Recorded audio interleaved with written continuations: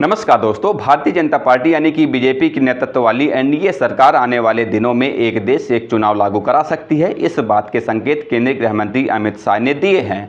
साथ ही उन्होंने जाति जनगणना कराने के सवाल पर भी जवाब दिया है। इसके अलावा अमित शाह ने मणिपुर के हालात पर और वहां सरकार की तरफ से किए जा रहे प्रयासों का भी जिक्र किया है। हाल ही में पीएम मोदी के तीसरे कार्यकाल के 100 दिन पूरे हुए हैं।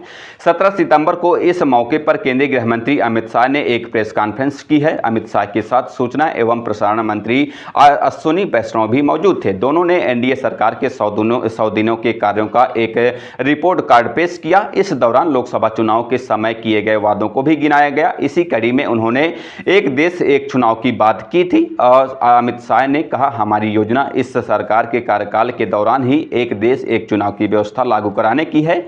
नई सरकार के गठन के बाद यह मुद्दा शीर्ष नेतृत्व की तरफ से पहले भी उछाला जा चुका है। स्वतंत्रता दिवस के अवसर पर पीएम मोदी ने भी एक देश एक चुनाव की वकालत की थी। लाल किले की प्राचीर से अपने संबोधन में कहा था कि देश को एक देश एक चुनाव के लिए आगे आना होगा। उन्होंने तर्क दिया था कि बार बार चुनाव कराने से देश की प्रगति में बाधा उत्पन्न हो रही है। पूर्व राष्ट्रपति रामनाथ कोविंद की अध्यक्षता में गठित एक समिति ने मार्च 2024 में लोकसभा और राज्य विधानसभाओं के लिए एक साथ चुनाव कराने की सिफारिश की थी। समिति ने एक साथ चुनाव कराने की व्यवस्था लागू कराने के लिए कोई समय सीमा तय नहीं की थी, लेकिन जानकार मानते हैं कि यह लागू करा पाना इतना आसान नहीं है। इसके लिए संविधान में संशोधन की भी जरूरत पड़ सकती है। देश में हर 10 साल में होने वाली जनगणना की कवायद में कोविड-19 महामारी के कारण देरी हुई है। केंद्रीय मंत्री अमित शाह ने कहा कि सरकार बहुत जल्द ही जनगणना कराएगी। प्रेस कॉन्फ्रेंस में अमित शाह से पूछा गया कि क्या सरकार जाति जनगणना कराएगी।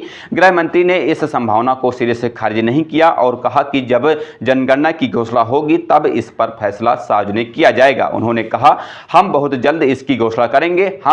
जब हम जनगणना की घोषणा करेंगे तो हम सभी विवरण सार्वजनिक करेंगे। भारत में 1881 से हर 10 साल में जनगणना की जाती है। सरकार के पास जनगणना का आखिरी अपडेटेड आंकड़ा 2011 का है। इस दशक में जनगणना की शुरुआत अप्रैल 2020 में होनी थी, लेकिन उस दौरान देश और दुनिया कोविड-19 महामारी से जूझ रही थी, जिस कारण इस कवायद को स्थगित करना पड़ा।